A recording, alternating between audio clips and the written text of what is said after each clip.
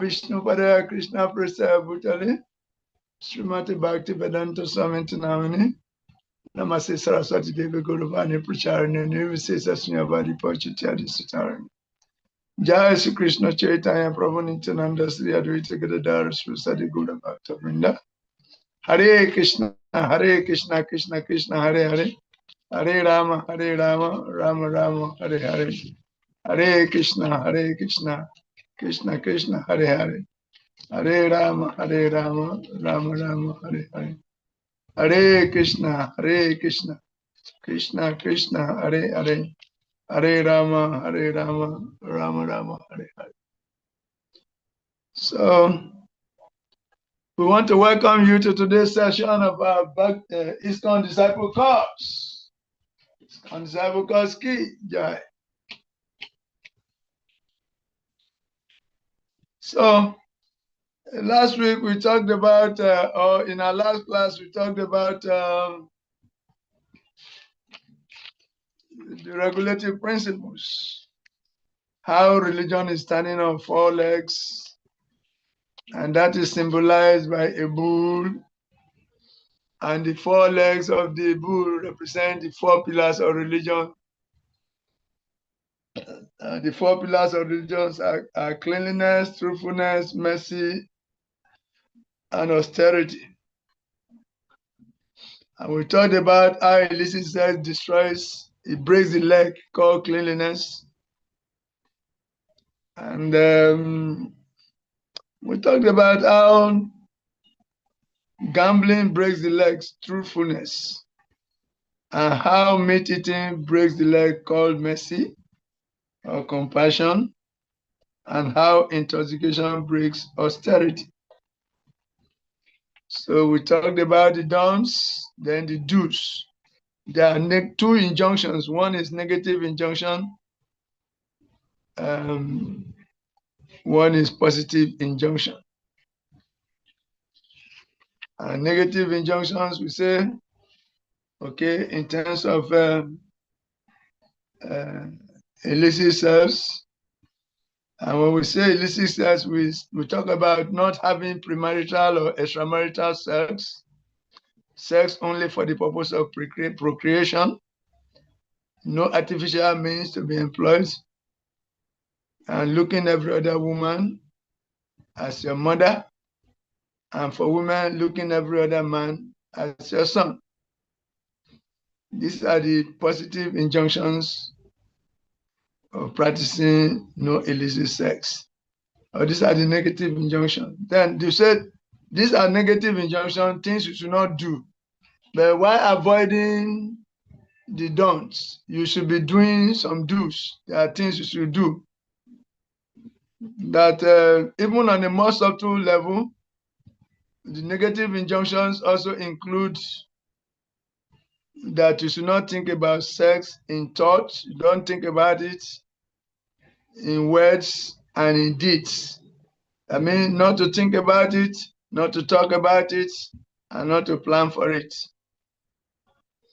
And also we say we should avoid exposure to it, and we gave the example of Ajamila, how he got exposed to a prostitute, and he later followed up and went to fall down, married, and forgot his spiritual life.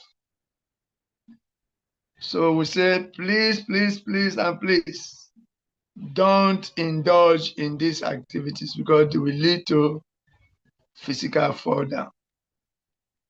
And we say, if our colleagues bring such topics to us in our workplace, what do? We try to let him know from the onset we are not interested in such topics. And if he insists on it, we walk away. And if he further intensifies it, we threaten to report him to the immediate authority, immediate superior. Then at that point, he will stop. And then say to help yourself, do not watch pornography, secretly. Let your private life be the same with your public life as much as possible. And now we say then, what are the positive ways to practice cleanliness? Because we say illicit sex destroys the leg of religion called cleanliness. And we want to be clean.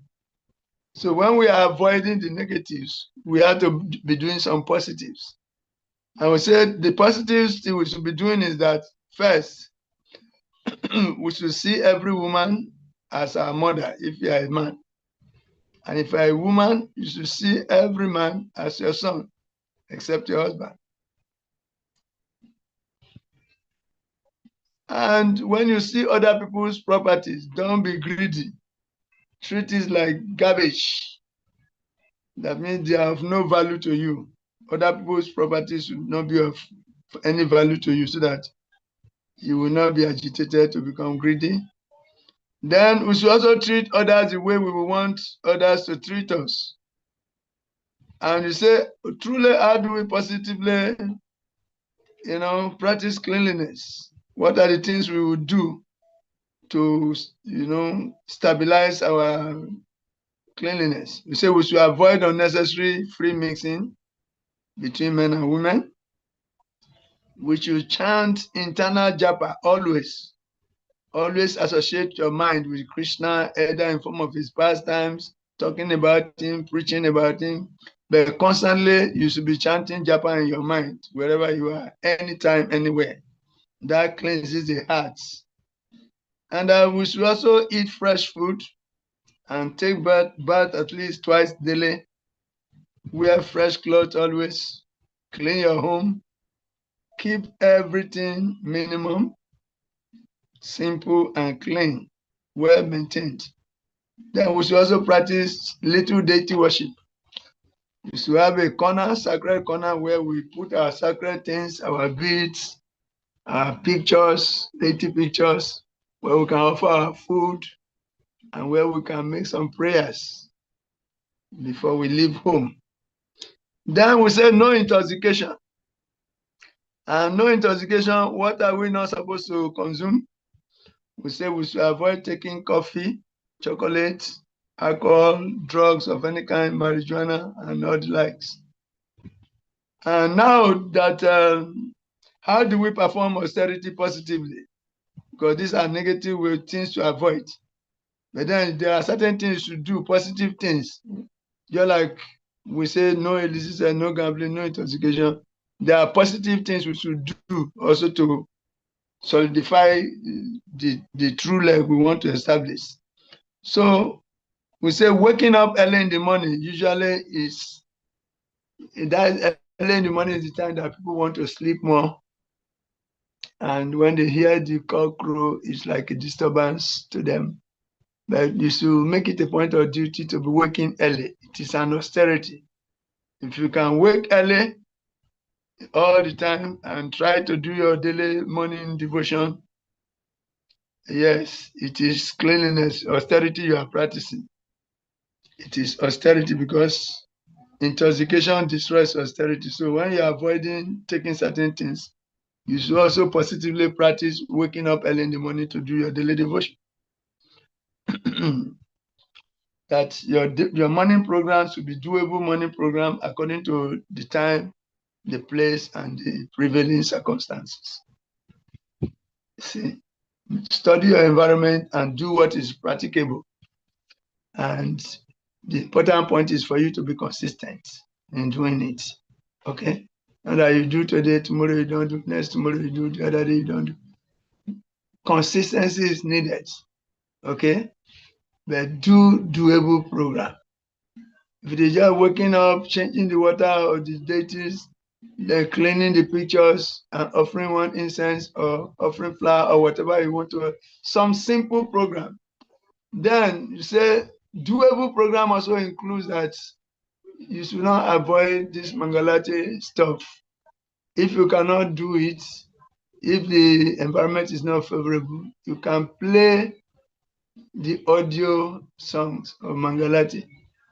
You can go to ISKCON Desire Tree and you download Mangalati. You go to ISKCON Desire Tree, you will get it to download. There are different chanters, good chanters. They have chanted Mangalati there. You download it and you'll be playing it coolly. very softly, not trying to agitate your neighbor. Play it just softly. And while it is playing, you can be preparing yourself for work. You can bath, you can dress up, you can cook your food while playing in the Mangalati softly. And whatever you can do on daily basis, try to do something before you leave home. That if you protect the morning programs will protect you also, because the morning programs, they are like the foundation for the day. They are the foundation for the day. And if the foundation is solid, you can build story buildings on top. So, and we say that we should try to do this austerity cleanliness, austerity of the body, austerity of the mind, and austerity of speech. Austerity of the body, austerity of the mind, and austerity of speech. If you go to Bhagavad Gita chapter 17, from verses 13 to 16, you will see what it means by austerity of the body, austerity of the mind, and austerity of speech. You will see it there. And austerity generally means accepting voluntary bodily inconveniences for a higher purpose. Okay, that is the meaning of tapasya, voluntary bodily inconveniences for advancement in spiritual life. Faithfully observe the appearance days and holy days as Chamasami, Ekadasi, and the rest. Do them faithfully and sincerely. That is also austerity. It's a positive way of practicing austerity. This will help you to become fixed. Okay, then we say no meat eating.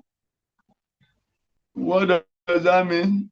We say that includes no eating of meat, no eating of fish, no eating of egg, no eating of all animal products. Animal products in form of toothpaste, you will not use. In form of shampoo, you will not use. In form of cream, in form of lotions, don't use. Don't eat crayfish. Don't eat awele. Awele. Awele is cow pomo. In Nigeria, they call it pomo. Cow skin. All those things, don't eat them. And 1,000, there's one fish, small fish, plenty. It's called 1,000. And crayfish also, people used to grind it and put inside soup. Sometimes you say you are a vegetarian. If your woman is not a vegetarian, be very, very careful. One day she will grind crayfish and use it to cook. And you will not know. You eat it and say, hey, this your soup is very nice. Oh. Then she'll be laughing at you. She'll be laughing at you, say, look at this man, say, you know, they eat fish. I grind crayfish, chop them, they glorify the soup. And sometimes you can even demand, say, that soup you cook on that day, can you repeat that soup? Not knowing that it's crayfish you are eating. So be very, very careful. Make it clear to your woman that, please, under no circumstance you put crayfish for me. If they grind it for you, you might not know, unless you are very sensitive that you can smell it. But some people are not that sensitive, so they may not know. Then you should not eat boga also. Always rely on eating prasad, food that is first offered to Krishna. If you are a traveler, you can buy some fruits, sometimes even plantain chips or whatever. Then mostly it's better to buy fruits, something that is not cooked, so that you can make a simple prayer in your mind. You don't make any big show of making people feel that you're offering food and no. Just pray silently, secretly, and you eat your fruits. Okay? Then cow products, you should constantly use products from the cow. You promote the mode of goodness. Then what does prasadam do to you if you are constantly eating only sanctified food? The first thing that it will clean your heart, and you will be living a karma-free life. You are acting, you are eating, but your eating do not bring sinful reaction because it has been offered to God. Krishna has taken away the sinful reaction and he has given you the mercy only. So your heart will be clean, you become karma-free, and your food will be sanctified. So then you will realize that Krishna is the one coming in form of food.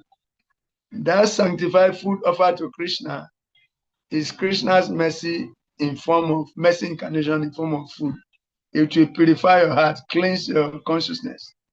The Krishna coming in form of sound. When you chant the Hare Krishna Maha Mantra, you realize that Krishna is actually there with you in form of sound. Krishna has come to you in form of sound. So when you are chanting, you chant consciously. When you are eating prasadam, you eat attentively. Then Krishna is coming in the form of the scripture. You realize that the scripture itself is not different from Krishna. So each time you study it, you get a deeper realization. Then Krishna is coming in form of the author of Vyasadeva. Then you should recite prasadam prayers feelingly. Okay? And we say, we do not eat garlic or onions. Why? Because they increase sexual desires. And they also fan the fire of violence. And it is said that they are produced from the dead body of some particular demons. And the more we consume them, the more we imbibe demoniac tendencies. So try to avoid them as much as possible, unless they are recommended, they are there for health purpose. Then that is a different thing. Then compassion and mercy. How do we practice compassion? Mercy in Krishna consciousness. Actually, compassion means to think we can act in such a way, as to bring others closer to Krishna. When our activities are towards bringing others closer to Krishna, that means we are acting compassionately. It is called compassion in action. When we are acting a way as to bring others closer to Krishna, we should act in a way that others will be attracted to want to become Krishna conscious, and that is compassion. See, therefore, not preaching Krishna, not preaching about Krishna to others, not telling others that they are suffering due to their neglect of God and his principles. It is called violence, actually. It is lack of compassion. So we should always try to give Krishna to others, somehow or the other. Okay? If we don't do that, we are contributing to violence. We have no compassion. And we should participate in activities like book distribution, Harinam Sankirtan, and we should attend outreach programs. When programs are arranged in some householders' house, we should try to attend. So in this way, we should practice compassion and mercy. Don't kill animals. Animals have the right to live. So let them live. So having said that, we go to Unit 8, Lesson 8, Unit 3, Lesson 8.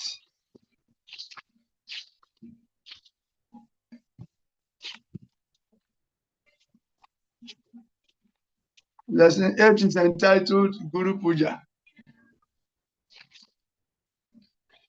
Guru Puja. Guru Puja as a topic is divided into 4 subtopics. One is regular worship of Srila Prabhupada, then the importance of Guru Puja, then formal worship of ISKCON Gurus, then Vyasa Puja. These are the 4 components of this topic, Guru Puja. So let us start. The importance of Guru Puja. There is quotation there. There are some quotations there on page 42. Sakshadari Twena Samasta Subscribe. Utakstataba Vyataiva Sabi. Sakshadari Twena Samasta Subscribe. Utakstataba Vyataiva Sabi. Kintu Prabhoya Priya Evatasya Bande Guru Sri Charan Ravinda.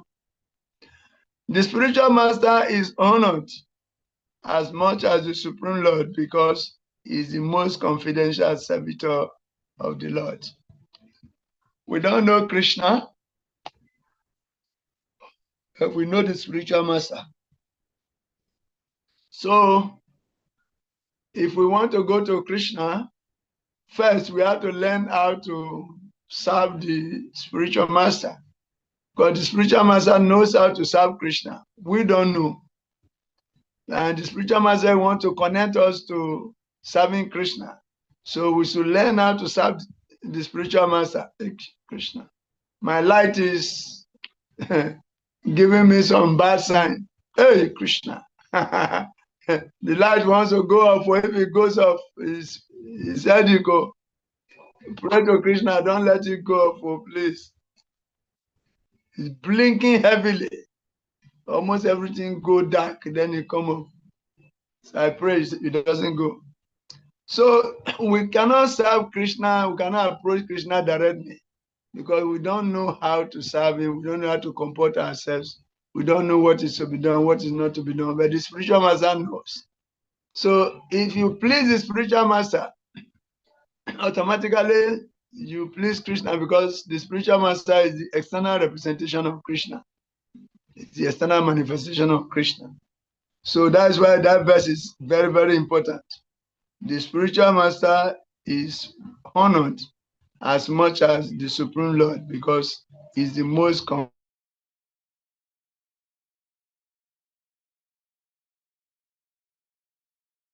Aradhanam Sarvesam Vishnu Aradhanam Tadyanam and Samachanam. That Lord Shiva told the goddess Durga, my dear Devi, although the Vedas recommend worship of demigods, the worship of Lord Vishnu is topmost. However, worship of Lord Vishnu is rendering of service to Vaishnavas. So this is it that if you want to bring on the top of the tree, the best way is to hand it over to the person on the next branch. You climb to the top, and that person climbs to the next branch, and that person climbs to the next branch until somebody will be standing on the ground. So when the topmost person plugs it, he hands it over to that person hands it over to the ground, unbroken, untouched. So the more the chain, the more the length of the through, the sweeter it becomes. That means if you consider yourself the rest of those who say they are my servant, they are not my servant. But those who are servant of the servant of the servant of the servant of the servant of the servant of the they are actually my servant. In other words, he is the watchword of a devotee. We should see ourselves as unworthy to even serve the Supreme Lord. That we appreciate the other devotees. We appreciate the gurus, we appreciate the seniors, our uncles, spiritual uncles. It is by their mercy that we are able to serve the Supreme God. They show us love, they teach us how to do things, and gradually by that we cultivate our faith, we start practicing well, then we start getting results. So a true devotee does not see himself as a servant of the Lord, as some people do. When they come to the temple, they walk straight to the altar, they look at the deities, they have only relationship with only the deities, They look, they put small donation, they offer obeisances. They walk back straight out. They don't see the devotees there at all. They don't know that the altar is shining because devotees have kept see that the pujari is done the work. They don't see that the temple devotees have done atmosphere is accommodating. So person who behave like that, even though he thinks he's relating with the Lord directly, is the most is the least advanced devotee. He's a neophyte. Technically, it's called a canista. Canista just walks straight to the deity, relate with the deity, doesn't see anybody else, and he goes. But the more advanced devotees, once they see the deities, taking care of the deity. So they want to do good to the person. They want to appreciate the person who have been taking care of the deities, the person who have been managing the whole affair there, the persons who have been taking care of the temple environment to shine everywhere. They want to appreciate the devotees. So they make friendship with the devotees. You see? Then for those, when they see those who don't know anything, they become compassionate to them. They want to preach to them. Then if they see somebody antagonistic, they avoid the person entirely. This is so here, Lord Shiva's wife, Parvati, asked Lord Shiva, he said, what is the highest form of worship? And he said the highest form of worship is to worship Vishnu. Vishnu is above all the demigods. But still higher than worship of Vishnu is the worship of the devotees of Vishnu. Yes. So it is the mercy by the mercy of the devotees that we can get the mercy of Krishna. So we should practice humility. Then another verse is there. Ye me bhakta jana parta, na me bhakta chame jana. Man bhaktanam chaye bhaktas, te me bhakta tamamata. Lord Krishna told Arjuna, those who are my direct devotees are actually not my devotees. But those who are the devotees of my servants are factually my devotees. It's from Chaitanya Charitamrita. So that is it. Those who see themselves as servants of the servants, they become humble. And humility is the watchword of a devotee. Okay? Don't think yourself so high. You are saying God directly. What can you see? So it is not self-aggrandizement, it is real teaching. So this Guru Puja, which we are doing, it is not self-aggrandizement, it is real teaching. You using Dele, you sing Dele, what is that? Guru Mukha Padma Vakya Chitete Koriya Aikya Arana Koriya Muni Asa Bas. This is translation. I tell you frankly, whatever little success is there in this Krishna consciousness movement, I simply believe what was spoken by my Guru Maharaj. You also continue that, then every success will come. So don't try to jump through over Sabi. No. Respect the devotees, serve them, get their mercy, then you can also become a devotee. This is the formula. Humility over pride. Now, what should be our mood when we go to participate in Guru Puja? What should be our mood?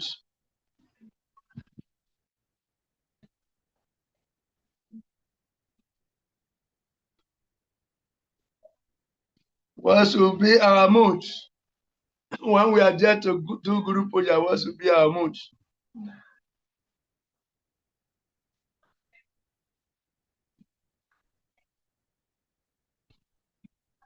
Hmm? Our mood should be the mood of gratitude. Gratitude to Srila Prabhupada. We should be respectful to Srila Prabhupada and the Gurus. when we are going to participate in Guru Puja, we should go with the attitude of gratitude.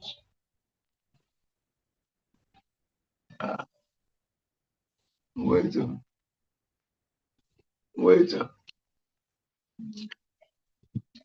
I'm using Wi-Fi. It's like my Wi-Fi is not on. Wait a minute. Let me see. Oh, my Wi-Fi is off. Oh. Now it's connected.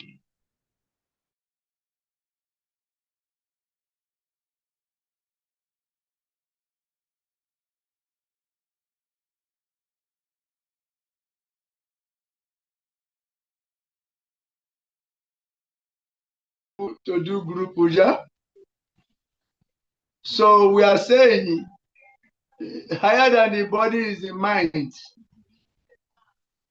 With what mind should you go into wanting to do Guru Puja to Srila Prabhupada? What should be your mind? What should be your attitude, your overall attitude towards Srila Prabhupada that you want to do Guru Puja? And we are saying that first, you have to be in the attitude of gratitude. Go there with the attitude of gratitude. Why gratitude? Gratitude because you want to show appreciation for what the Prabhupada has done for you or is doing for you, what the Paramparam is doing for you. Please put on your videos as much as possible. Please on your videos. We are not impersonalists. Practice how to attend online classes, please. If you really want to get the admiration of your facilitators, you should put on your videos. Understand? Otherwise, you are promoting impersonalism. Already, distance is there because it is online program. So if you still put off your video, then you are going deeper into impersonalism. And that is not what we want to promote here. Impersonalism is not good. Okay? God is a person, you are a person. You want to have a relationship with him. Okay? So you should go into the temple room for Guru Puja with the attitude of gratitude. That's the first thing. You are grateful to Srila Prabhupada for what he is doing for you. You are grateful to Srila Prabhupada for what he has done for you. You are grateful. So you want to express gratitude. So you offer flower. You want to offer flower. You want to sing his glory. So in your mind, apart from the body being there, your consciousness, your mind should be there also. And you should say, oh, thank you very much, Srila Prabhupada. Be in a thank you attitude when you are going to do Guru Puja. You got it? Okay? Let me not desire anything. Let me not desire anything else. Anything that is not Krishna consciousness, that is not going to promote my Krishna consciousness. Let me not desire it. That is the mood you should be. I appreciate this treasure so much that please, I don't want to desire anything that will obstruct my advancement in the Buddha service. Please take away unnecessary desires from my mind.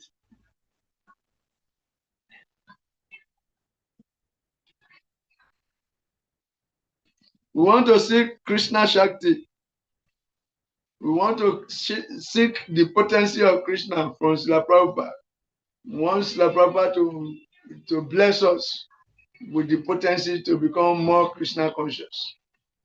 We should be thinking like that. Oh, Srila Prabhupada, I'm coming to do Guru Puja so that you can endow me with the potency to remain Krishna conscious unconditionally. This will be your attitude. Oh, Srila Prabhupada, only you have the power of attorney to deliver us Krishna. You, Srila Prabhupada, you have the potency, you have the authority to give us Krishna. So we want to appreciate you, we want to make you happy so that you can give us Krishna. That will be your attitude. And oh, Srila Prabhupada, you can strengthen our faith, strengthen my faith. I want you to strengthen my faith in Guru and Krishna. So that should be the mood. If you have this songbook, it's called songbook. You can read the translation when the group with the translation of Guru Puja. Does anyone know the translation of Guru Puja? That song, Sri Guru Charana Padma, Kevala Bhakati Sadma, Badamu is Avadana Mate. Okay, you have to go look for the translation of this song and memorize it. That the lotus feet of our spiritual master are the only way by which one can attain pure devotional service. So you are in the temple room to do Guru Puja with this mood that Gurudev Srila Prabhupada Jai. Your lotus feet is the only way by which I can attain pure devotional service. So thank you for giving me the opportunity to come and glorify you. Because if you are pleased with me, I will be able to get Krishna. Say, I bow down to the lotus feet of to your lotus with great and reverence. By his grace, one can cross the ocean of material suffering and obtain the mercy of Krishna. That means you are in the presence of Krishna's representative, that you want to get the grace of Srila Prabhupada, because by Srila Prabhupada's blessings or grace, you can get the lotus feet of Krishna.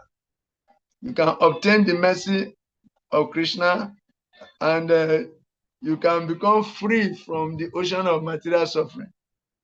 You can become free from all kinds of sufferings and attain the mercy of Krishna if you get the grace of Srila Prabhupada.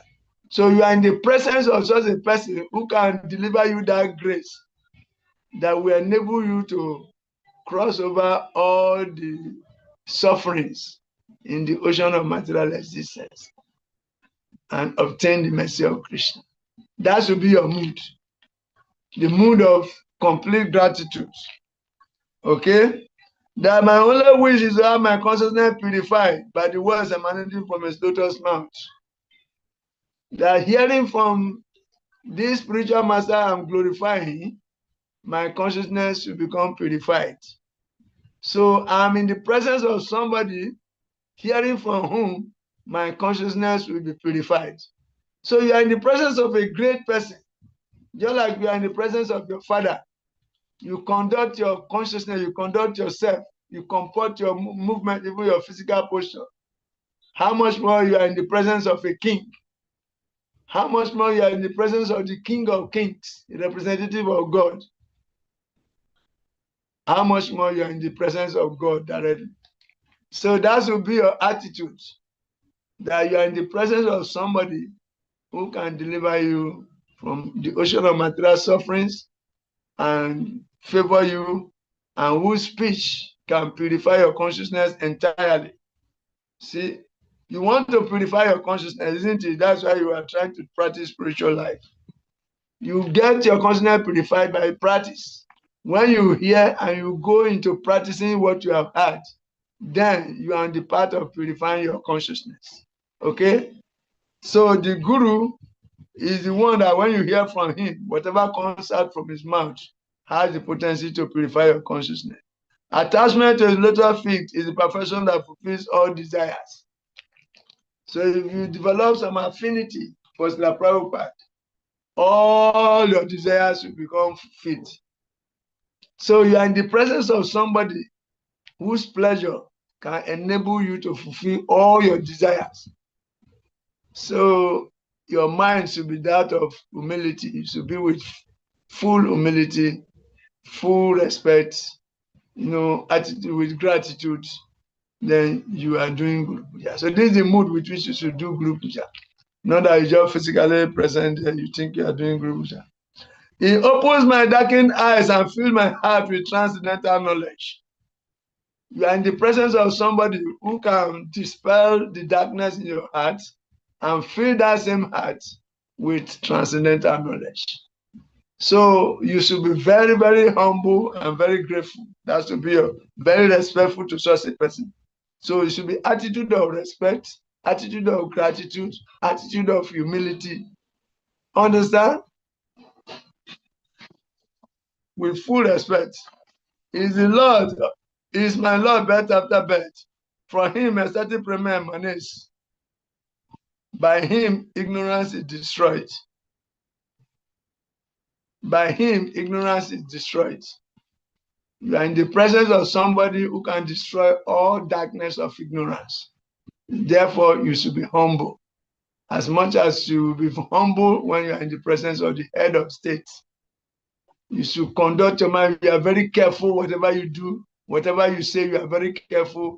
If you want to move, wherever you go, you are very careful. Even wherever you look, you are very, very careful. If you are in the presence of head of state with ministers, see all around. So that will be humility, should be your watchword. Humility, gratitude, full respect, all that. Why? Because the spiritual master is the ocean of mercy. He's the friend of the poor. We are all poor-hearted. That's why we are so greedy after, we are lusting after mundane things. But we are in the presence of somebody who is so merciful that he can deliver us from our deplorable condition of greed and selfishness. Okay? So you are there to beg the mercy of the Prabhupada. Therefore, you should be in the attitude of gratitude, humility, simplicity, respect, self-control, sense control. Okay? Okay? So what are some benefits of the regular Guru Puja? Just as we have enlisted now, what are some benefits? If you do a Guru Puja, some of the benefits is that you get the opportunity to attain pure devotional service by the grace of the spiritual master. And you get the grace of the spiritual master that will enable you to cross over the ocean of material suffering. And you get the grace to obtain the mercy of Krishna if you do Guru Puja in the proper attitude. And your consciousness will get purified. Your ignorance will be destroyed. And you will develop ecstatic love of God in the end.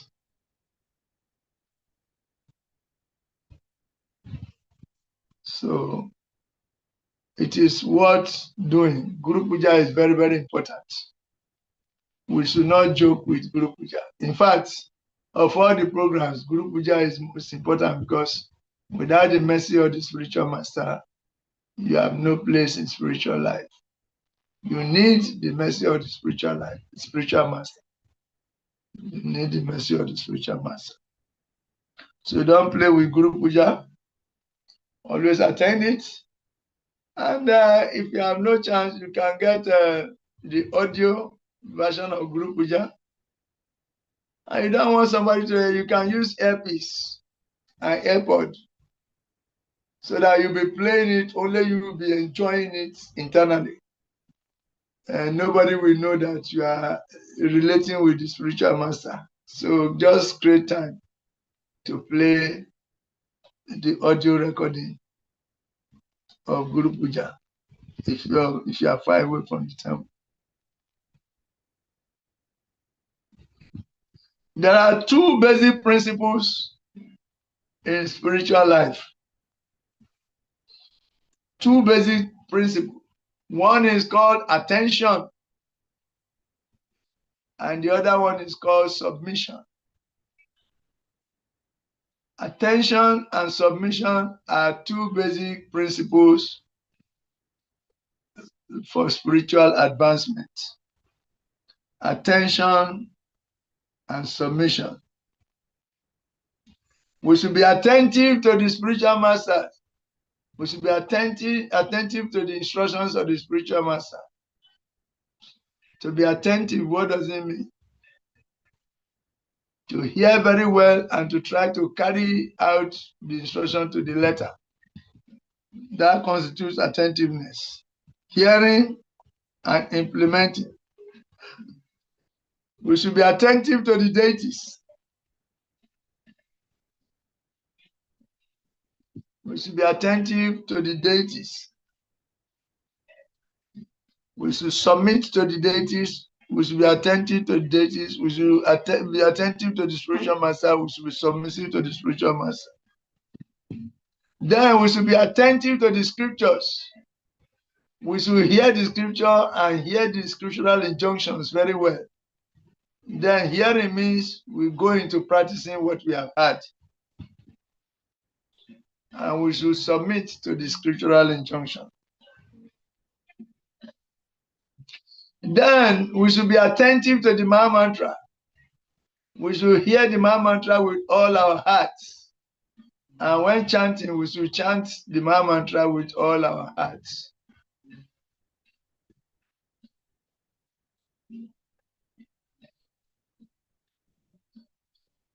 To chant and hear the Maha Mantra attentively. The holy name, we should hear it attentively and with submission. And we should hear the Srimad Bhagavatam also with attentiveness and submission. In all components of our devotional service, we must adhere to this fundamental principle, attention and submission.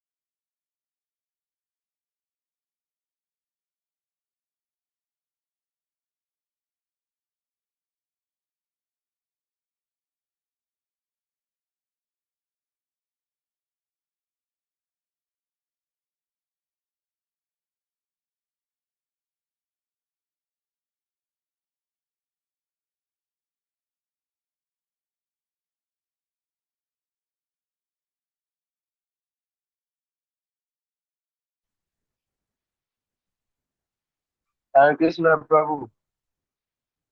Please, your voice is mute. Oh.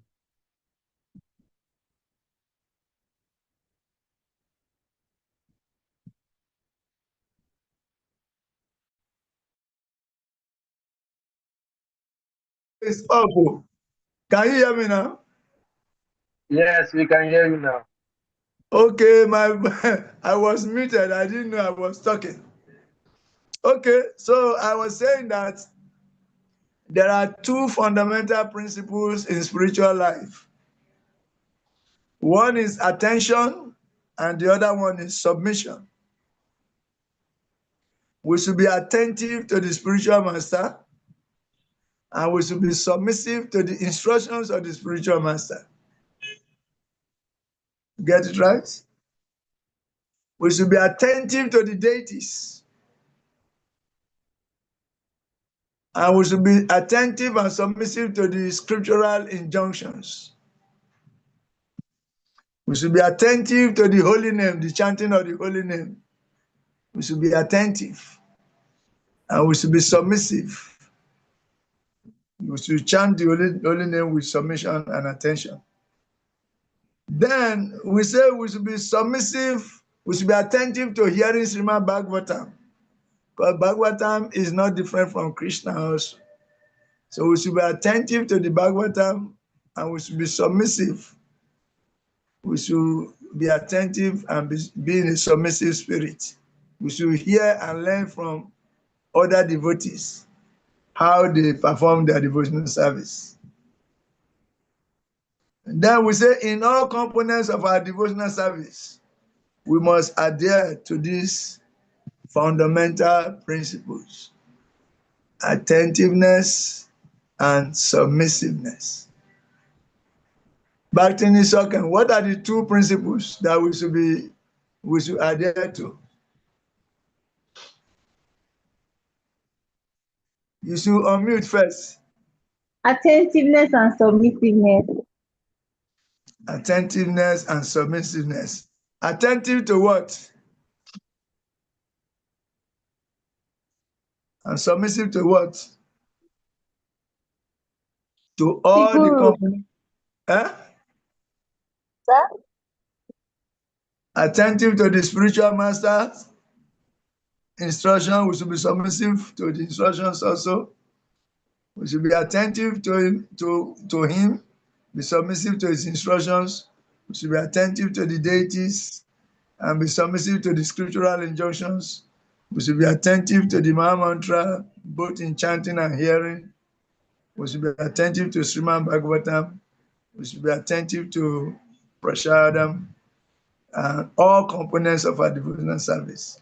We must adhere to these two principles: attentiveness and submission. If we are attentive and we are submissive to the spiritual master, to the scriptures, to the Maha Mantra, to the deities, and in all components of our devotional service, what will be the result? There will be,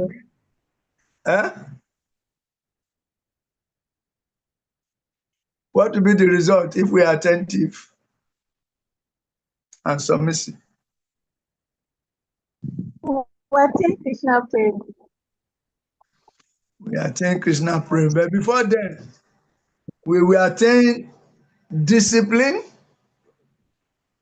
and we also attain unity. We attain unity, we attain discipline, because that is alignment. To be submissive and attentive means to be properly aligned to the divine. So that divine alignment will bring about unity and discipline. If you are united in Krishna, united in the holy name, united in the Srimad Bhagavatam, united in the purpose of the scriptures, united, in our devotional practices for the pleasure of Krishna, then surely we will become disciplined. Then we are actually qualified to become disciples. We will be qualified disciples.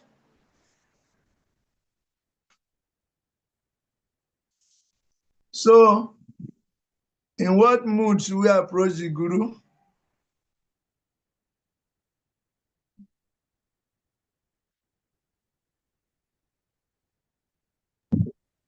Gratitude. Gratitude. Mood of gratitude. Gratitude. We should approach the Guru in the mode of gratitude and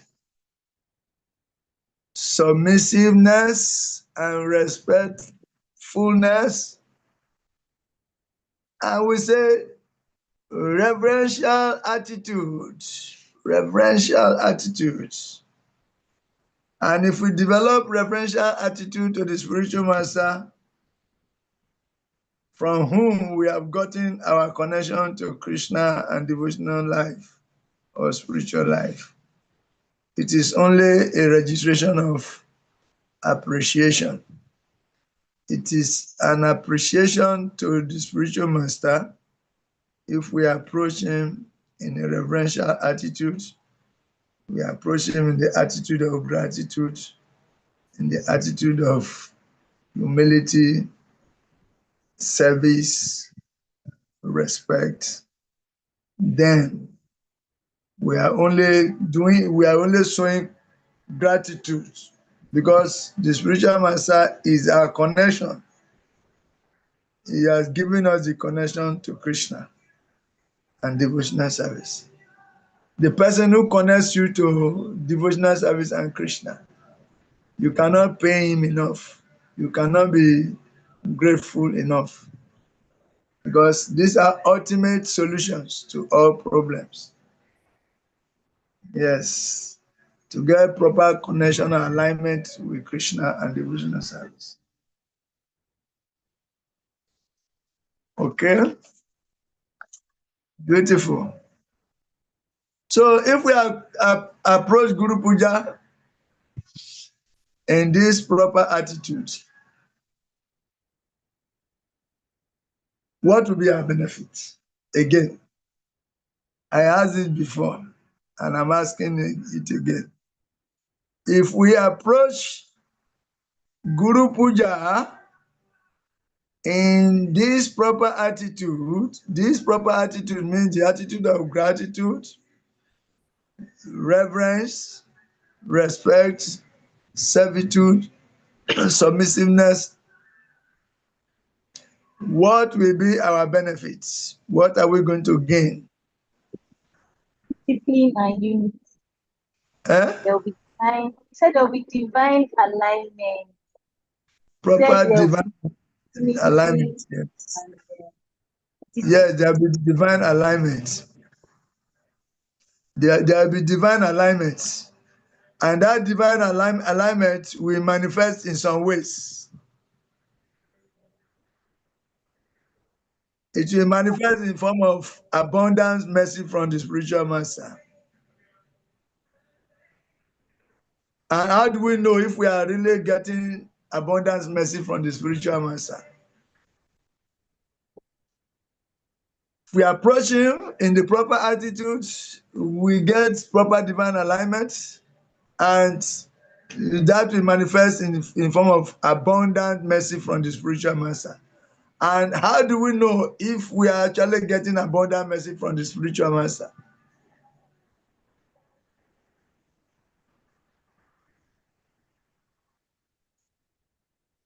Huh? You want me to call your names? I will call your names. So I will call your names. If you want me to call your names, I will call your names. So I will call.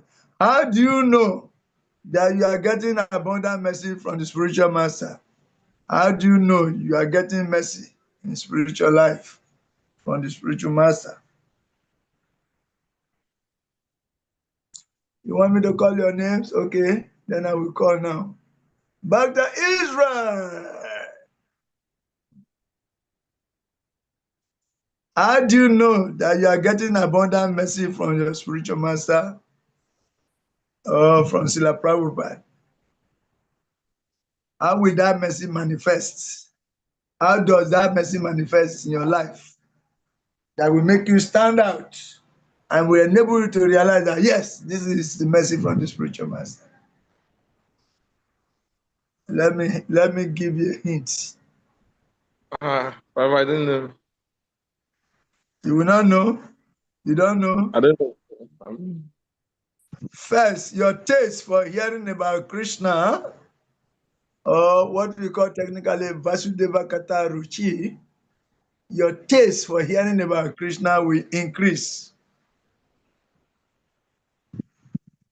If you are getting abundant mercy from the spiritual master, your taste for hearing about Krishna or Vasudeva Kata Ruchi will increase. If your taste for hearing is increasing, once it's time for Bhagavatam class, you just round up everything, you go and sit down to hear. Whenever there is Bhagavad Gita class, you just give up everything, you go and sit down, carry your guitar to hear. Your taste for hearing Vasudeva Kata Ruchi will increase. And if your taste is increasing like this, that means you are getting abundant mercy from the spiritual master. And you are getting this abundant mercy from the spiritual master because you are properly aligned.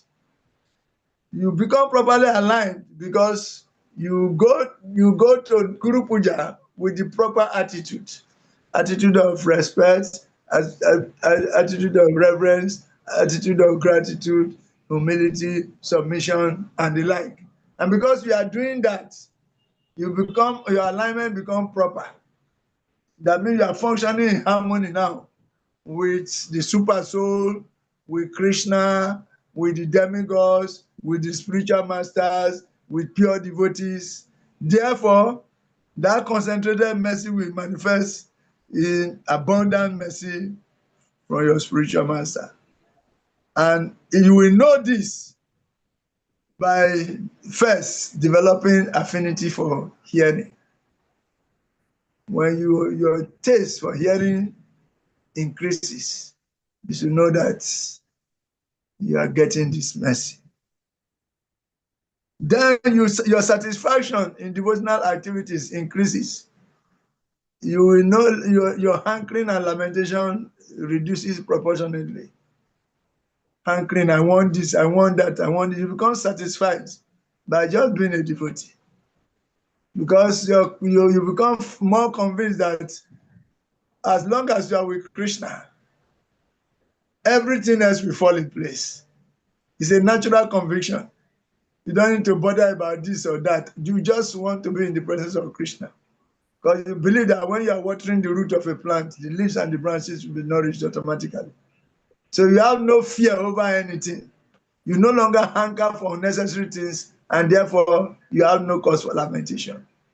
You uproot hankering and lamentation from the root. By being satisfied, you attain satisfaction, self-satisfaction. Your taste for hearing about Krishna has increased. Your satisfaction or equanimity of mind has increased. Yes. Then you develop more attitude to service attitude. Your service attitude will increase. Your service attitude will increase. More service opportunities will come to you. Plus resources, plus guidance. How to do those services. Everything will just manifest. Okay? So first we say you will get more taste for hearing about Krishna. You will get more satisfaction. Therefore, your hankering and lamentation will vanish. Then you have more service attitude. You develop more service attitude. And that means you get more service opportunity, more opportunity to serve. So many things for you to do in Krishna consciousness, plus the resources to do it, plus the guidance. And the next manifestation is that you become free from offensiveness, offensive mentality. You no longer judge other devotees. You no longer use yourself to judge other devotees. So you commit less offenses. Instead, you begin to see yourself as not doing well enough. Therefore, you want to become the example that you want to see in others. So instead of criticizing others for what they are not doing, you begin to do more. Every opportunity that comes out, you take advantage. You increase your service. You become free from committing offenses against others. You don't judge others. Instead, you want to judge yourself. You want to see why you are not making advancements enough is that you are not applying yourself more properly enough. So you want to apply yourself properly enough. So you begin to get realized knowledge, more realized knowledge, realized knowledge. The other time we gave you the formula for transmuting theoretical knowledge into realized knowledge. When you get the theoretical knowledge, that is the beginning. But having gotten the knowledge, the next stage is to go into practicing that knowledge that you have gotten. When you practice that knowledge, then you begin to get realization from within because purification will take place. You see, you begin to get realization from within. So practicing with proper conviction and consistency will enable you to realize. And we say mathematically, 1 gallon of realized knowledge, 1 drop of realized knowledge is equivalent to 1 gallon of theoretical knowledge. In other words, 125 liters gallon of theoretical knowledge is only equivalent to 1 drop of realized knowledge.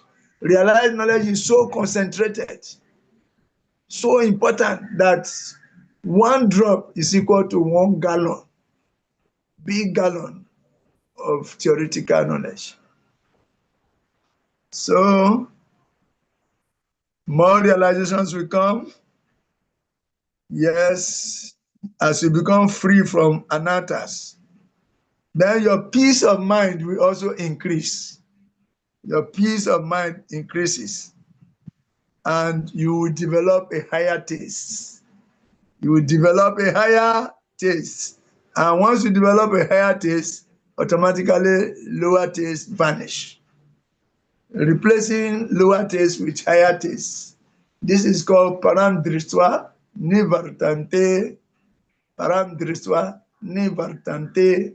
It is that realization of replacing lower taste with higher taste that will keep you steady in Krishna consciousness. You have a direct perception of the self by realization. So that will keep you on track. You want to do more and more devotional service because you have realized by practice, that truly people are suffering because of their disconnection with God. And you have become happy by connecting yourself. So practically you lose taste in all unwanted things and you develop taste in all the things that will enhance your devotional service. And these are the principles of surrender. The first 2 components of surrender is to accept only those things that are favorable to the execution of devotional service and to reject all those things that are unfavorable to the execution of devotional service. These are the first 2 components of surrender. Anukulyasya sankalpa, pratikulyasya varjanam. Anukulyasya, all the things that are favorable to devotional service, you embrace them, even if they are inconveniencing to you. You embrace them, provided they enhance your devotional service. And all those things that do not enhance your devotional service, you reject them, even though they appear to be palatable. Even though they appear to be sense gratification, like illicit sex. You avoid it. Anukulyasya sankalpa, pratikulyasya varjana. Accepting all those things that are favorable to devotional service while simultaneously rejecting all those things that are unfavorable to the execution of devotional service. So this will occur when you are getting abundant mercy from the spiritual master. You develop a higher taste. And at that time, less obstacles on the part of your devotional service. And even if obstacles come, you surmount them, seeing that it is Krishna's arrangement for your purification. then you appreciate more. You appreciate devotees more, and you appreciate devotional service more. You appreciate, you begin to say, oh, Krishna, thank you. Srila Prabhupada, thank you for bringing this practice to the West. If not for you, I would have been lost. And you are talking it from realization. You are chewing meat without knowing that there's anything wrong with it before. But now you have developed a complete distaste for it, all by the mercy of Srila Prabhupada. You who was chewing meat like anything, eating the head of fish like cats, destroying the various limbs of a crocodile. You cut the head is separate. The two hands, you cut them and tear them into two. This is three components, the head, the two. Then the stomach, you cut it into two. The legs, you dissect it into three. Sorry, that's one. Uproot the taste and all the components around the taste as one. Then the left. So by Krishna, Guru and Krishna's mercy, you begin to see this as barbaric and uncivilized. And you develop a healthy distaste for this. It is because of your proper alignment. You are now properly aligned with Guru Sadhu Sastra. And that had invoked abundant mercy from the spiritual master, which is now manifesting in all these components. Getting a taste for hearing more about Krishna, getting more satisfaction, no hankering, no lamentation, getting more service opportunities, plus the resources and guidance to serve. I know. Hey, I know you should know that you're not supposed to be taking this drug. I know that you will tell me that nobody likes injection, but you should know that listen to me, you should know that these drugs are addictive. So even We are when, hearing you. hey, sorry, Nurse, we are hearing you. sorry, maybe, sorry, Prabhu, sorry. Mute. Okay, Prabhu. You know, go mute. I'm doing that too. I'm calling. Very good. So, is it not beautiful, Prabhu Samatajis? Your peace of mind will increase. You become more free from anantas. You develop more service attitudes. You develop a higher taste. You get less obstacles in devotional service, and you appreciate devotees more. And you lose taste in unholy association. And yes, you get more quality services.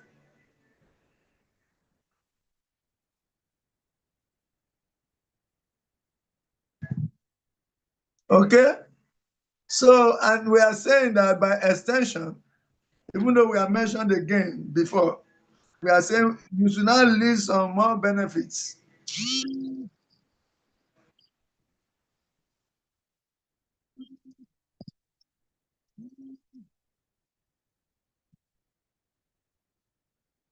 It's calling me now.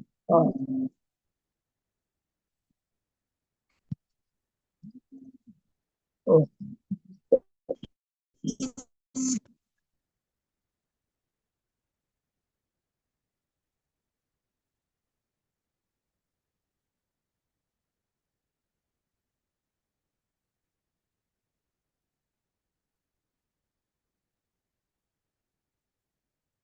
Later, please. There will be exams tomorrow. That's what you want to hear. Sorry, Prabhujis and Matajis. Tomorrow there is Bhakti Sastri exams, and one of the students was calling to trying to find out whether the exams will come on.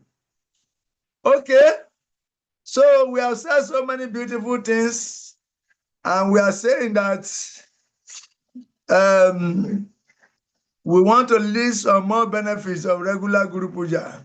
What are some more benefits of regular Guru Puja?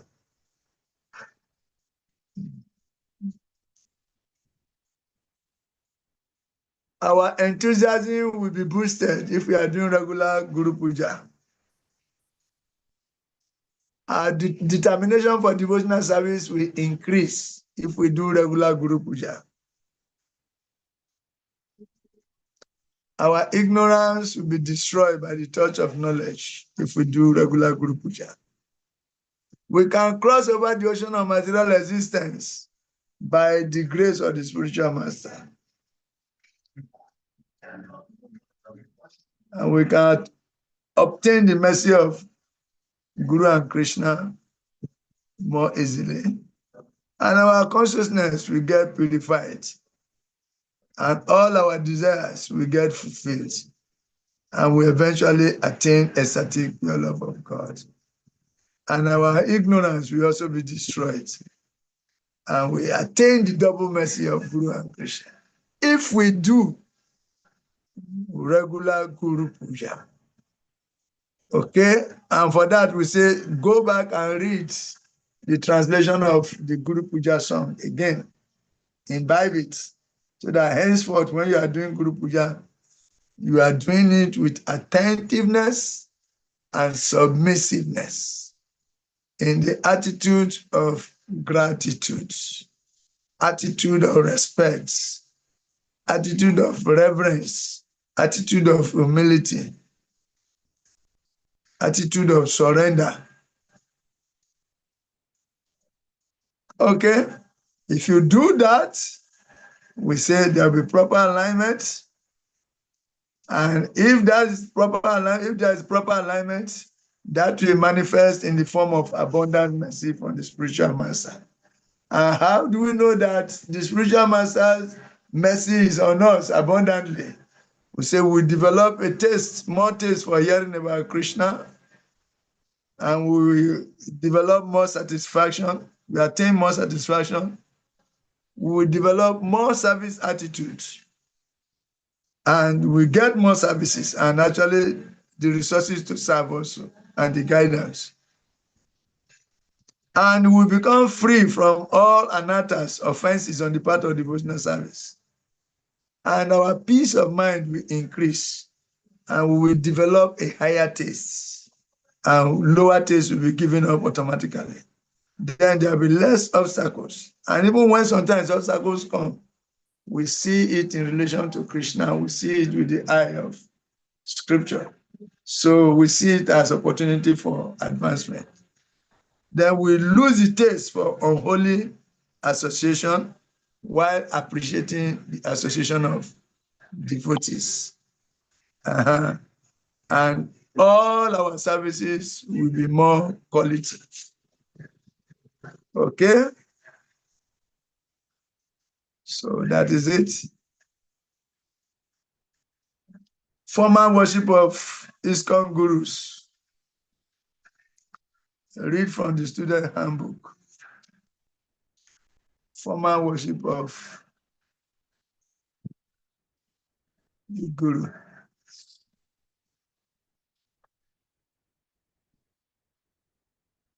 Can somebody read?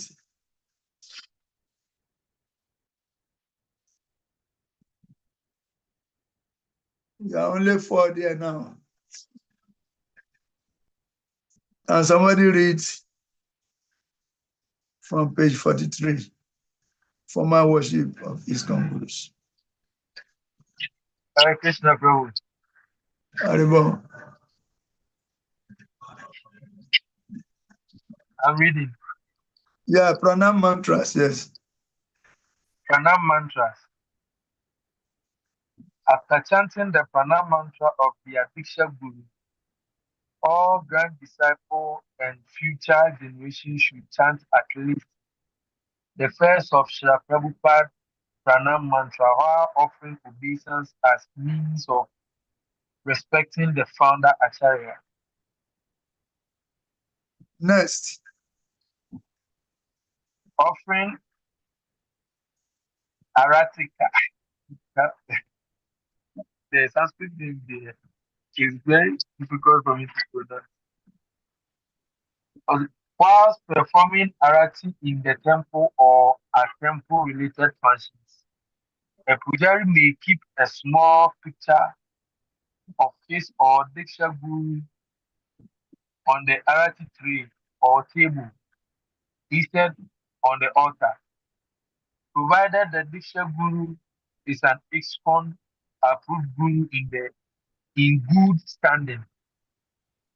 The picture of the Diksha Guru should be smaller in size than the picture of Srila Prabhupada on the altar, and it shall be removed after the arati.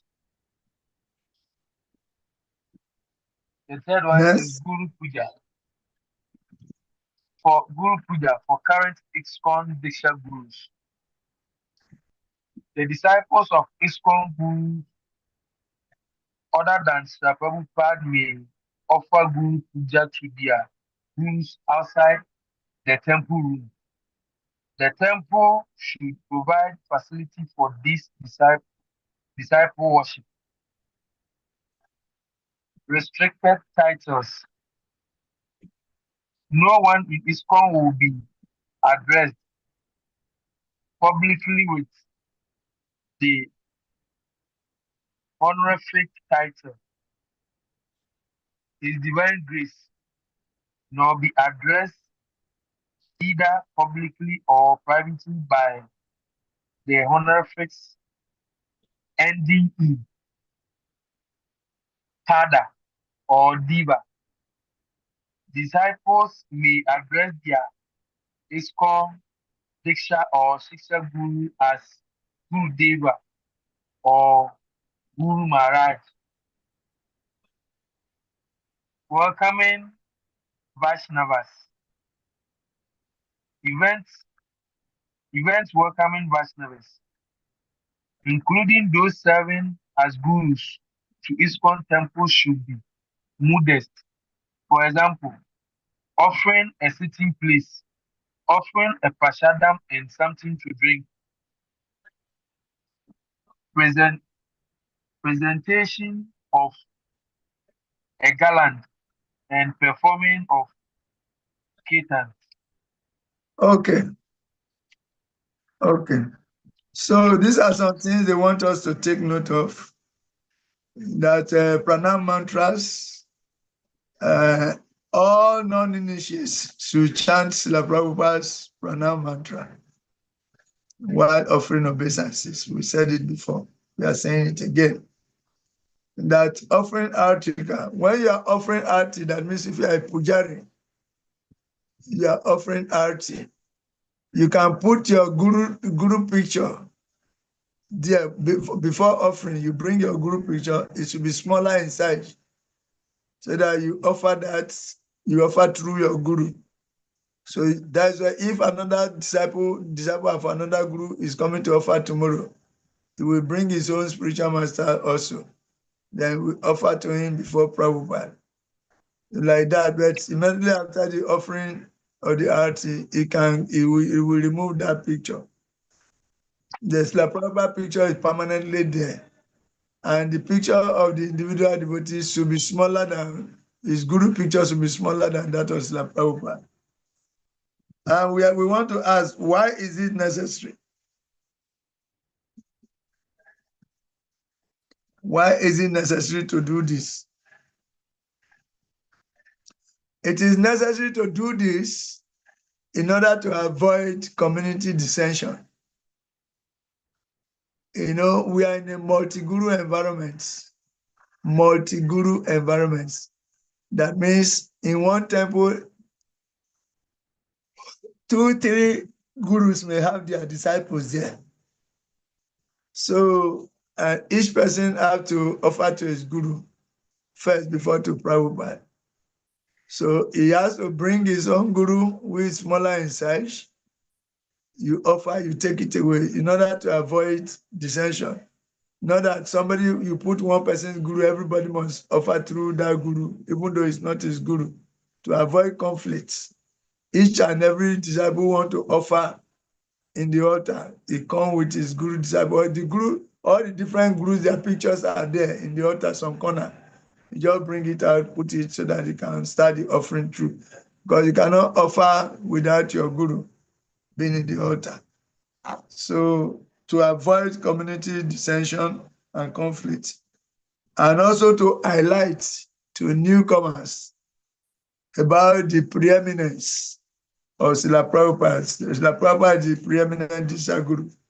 So we want to highlight to newcomers that yes, so all these gurus are there, but Srila Prabhupada is the preeminent Siksha Guru, is the guru of all the gurus. So that's why his picture and the gurus after him, their pictures are bigger than the current gurus. So it's to highlight the preeminence of Srila Prabhupada as the preeminent Siksha Guru. And also,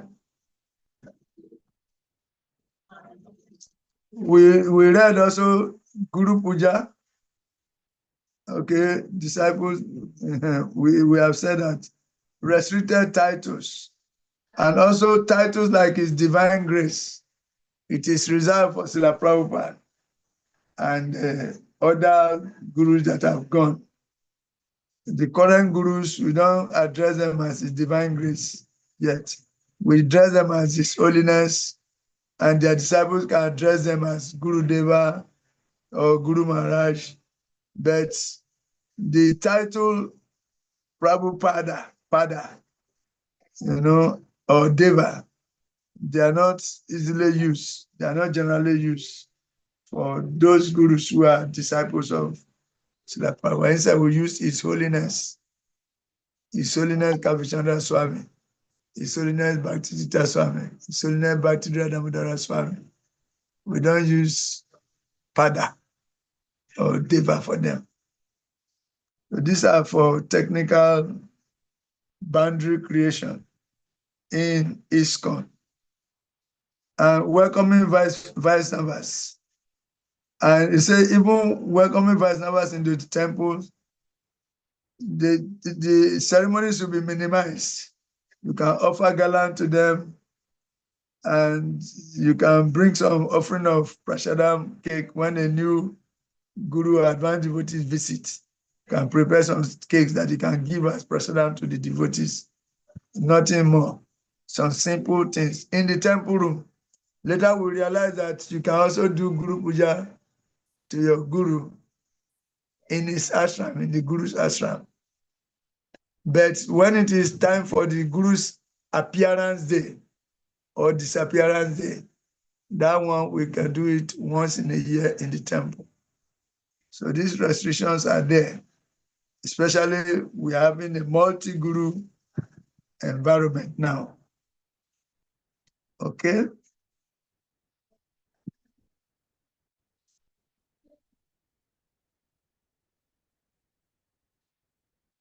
Now, Srila Prabhupada, Vyasa Puja, there's a note first that if it's generally considered a violation of Vaishnava etiquette for disciples to request the spiritual masters, God brothers or God sisters to write an offering, offer praise during or participate in the Vyasa Puja ceremony.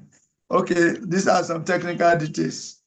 Like any of the gurus now, they have their disciples, direct disciples, but they also have their God brothers. So the disciples should not expect that their God brothers will also come and do Guru Puja to them the way they are doing. If they choose to do, they can do. If they don't choose to do, it's not an offense. But it's good that we read this one here under the box. Vyasa Puja for ISKCON, current Diksha and Siksha Gurus. In order to focus more fully on Srila Prabhupada and every devotee's special relationship with him, and ISKCON Siksha or Diksha Guru may accept public Guru Puja Arati and or food bathing in person once a year on ISKCON property on his or her Vyasa Puja Day. Vyasa Puja Day is the birthday of the Guru. It's celebrated once in a year. So that one we can do in the temple room with all the devotees. This celebration may be held in the temple room.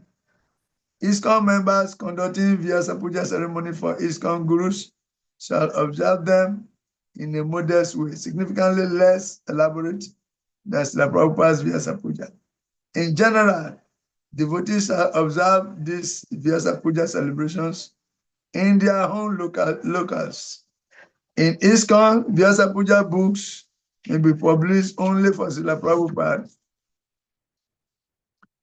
And note is generally considered a violation of Vaishnava etiquette for disciples to request the spiritual masters, God brothers or God sisters to write an offering for, offer praise during, or participate in the Vyasa Puja ceremony for their spiritual master. Now, Srila Prabhupada's Vyasa Puja and Tirobhava.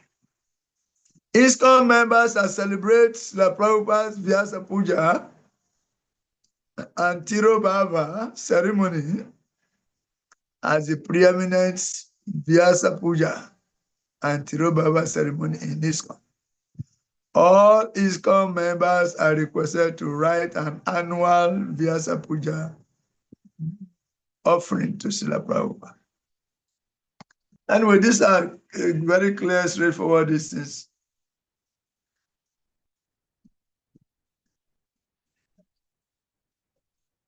So we go to the last aspect. How do we write our Vyasa Puja? How should we write our offering? Because all members of ISKCON must write an offering to Srila Prabhupada during his Vyasa Puja. That is once in a year. Once you're a member of ISKCON, irrespective of your guru, you have the right to write to Srila Prabhupada because Prabhupada is our preeminent Siksha Guru. He's the guru of all of us. So during his appearance day, say all ISKCON disciples can write to Srila Prabhupada. How should we write our offering to our guru or to Srila Prabhupada? Because you can also write to your guru during his Vyasa Puja, but that one is not publicly. It's you and him. How should we write? What should be the components? What should be the things in the letter? Express our insignificance and inabilities. When you are writing to your spiritual master or to Srila Prabhupada, you don't go and glorify yourself. You write about how insignificant you are, how much you need their mercy, how you cannot survive without their blessings. No, you have to portray humility when you are writing. Then express gratitude for specific and general gifts given by the spiritual master. Things you are able to do because of the mercy of the spiritual master, you should express them. I'm able to do this now because of the mercy, the Prabhupada mercy. Before I was like this, but now I see the difference. So I'm very grateful to you. Glorify the guna and lila of the spiritual master. How you tell the spiritual master how it's pure and his pure activities have been able to influence you. And the past times he did, I was able to preach in some very dangerous areas.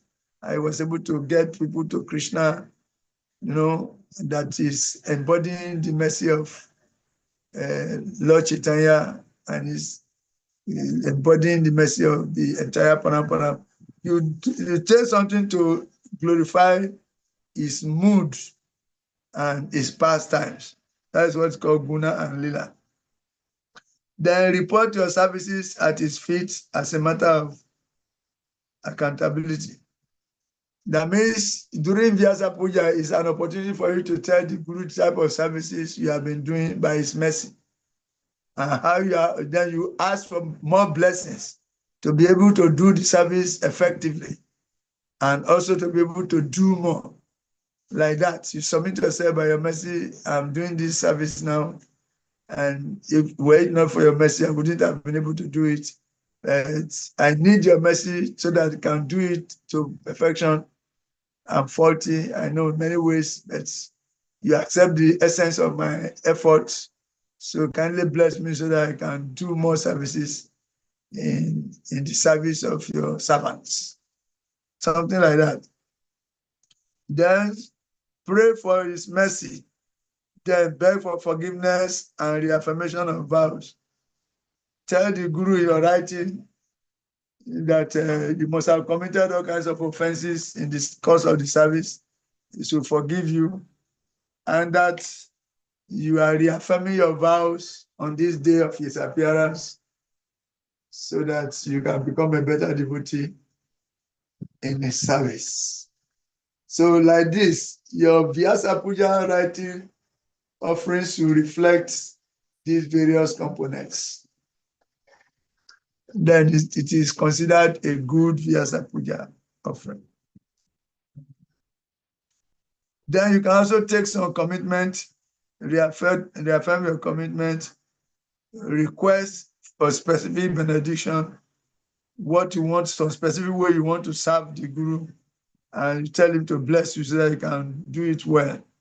Then express your relationship, the relationship you want to establish with him. And Srila Prabhupada, you want to be known as somebody who carries this preaching on your head in a way that you go everywhere, you want to embody it. Register your determination, how you want to do your devotional service, and ask them for blessing. Okay? Hare Krishna. So this is all about Vyasa Puja. Vyasa Puja ki jai. So Prabhujis and Matajis, we want to thank you very much. Some people have come and gone. There are some remaining additional codes. You can go and read them. The appearance day of the Guru is worshipped as Vyasa Puja Day.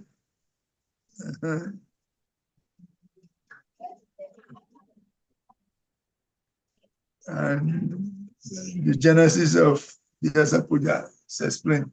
You can go and read the rest by yourself. Then when we come on Friday, we continue from lesson 9, Guru Seva. So thank you very much once again for staying to the end. Particularly, we want to thank you.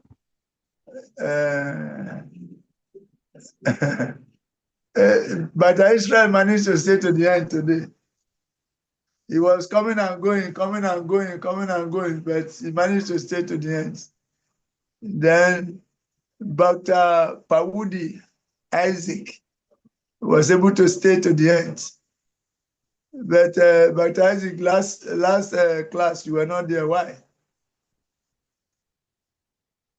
Well, I was there. I was the one that I told you that because of light, that's why my screen, my video was on.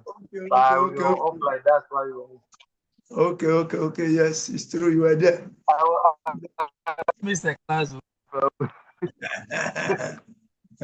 Then back in Isoka, yes, we can see that you are working. Okay, she had disappeared though.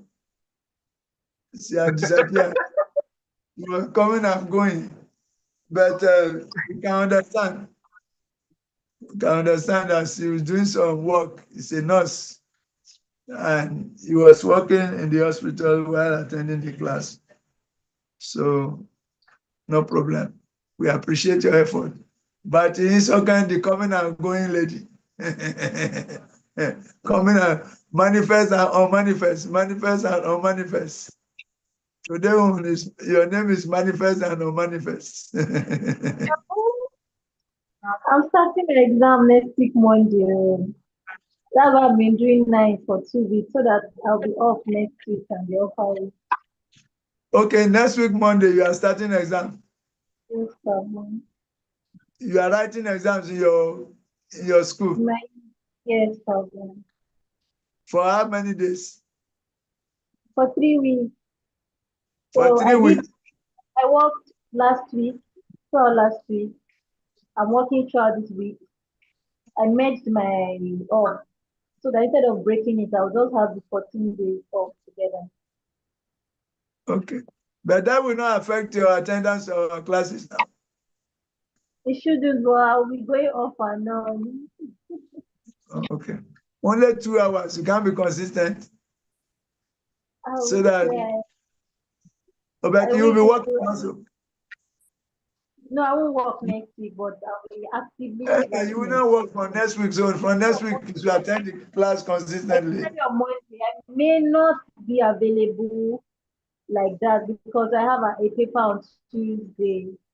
But on Wednesday class, I'll be actively involved. Try to make yourself available as much as possible, okay? That's fine. Okay. Manifest and non-manifest. Back to For the Hare lecture. Krishna. You can manifest and manifest, no problem. Back to Felicia. Hare Krishna, Prabhu. Hare Krishna, you try today also. You are consistent from the beginning to the end. They also manifest and non-manifest on the platform of video going off and coming on. Okay, thank you very much. You tried. Thank you too for your time, Prabhu. Some people have gone and they didn't come back. So thank you. See you on Friday. We hope that by next weekend, maybe one class will remain. Then the other Monday we finish the class. There will be no class on that Wednesday. Then Friday. Then we see which day to write our exams. Okay. Thank you. See you on Friday. Hare Krishna. Confounder Charles Prabhupada ki jai. Yeah.